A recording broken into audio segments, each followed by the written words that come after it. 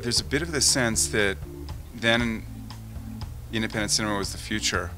In a certain way now, it's the past. I mean, there is a kind of golden age that's left us.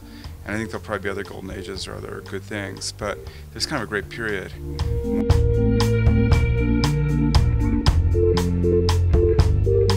We chose Metropolitan because it's the 20th anniversary of its screening at Sundance. We also chose it because it's a film that was really important, I think, in that period of time, in the late 80s and early 90s, when we were really starting to define the independent film movement. And it's about a group of young people going to debutante parties in New York over Christmas vacation.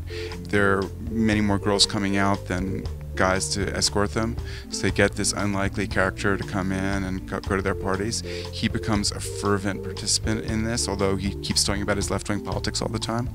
And then the second week they go on to kind of live together late at night in these apartments and talk and dance and play cards and have romances. I'm always interested really in doing stories of people in their late teens or 20s. It's the crossroads moment. Even if we get very older, what we identify with, what interests us is a crossroads, and we have crossroads throughout our lives. But there you really see it in a cool way, where they're meeting new people, making new friends, deciding on their own identity. One of the things that that's really beautiful in the script and the movie and in all three of Whit's films, you'll frequently find characters holding forth about what they believe, how they live their lives, and they will ultimately betray those very things, or those things maybe didn't even exist in the first place. This is our first time to see it at Sundance. Neither Chris or I were able to come, and so it's really nice to be back here and to see it with a big audience again. It was, I think, both of our first time on film.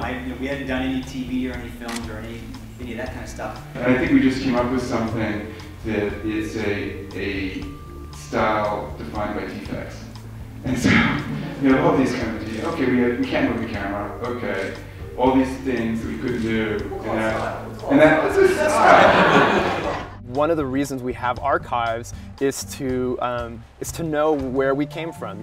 We are here in an independent film festival, and we ought to be aware of the tradition. Part of it is geared towards the people who have seen this film and for whom it meant something. But then there's the other part of it that there are many people who have never seen this film before. So it's the idea of introducing old work to new audiences who probably will appreciate it and can then start to begin to draw that continuity of the independent film movement.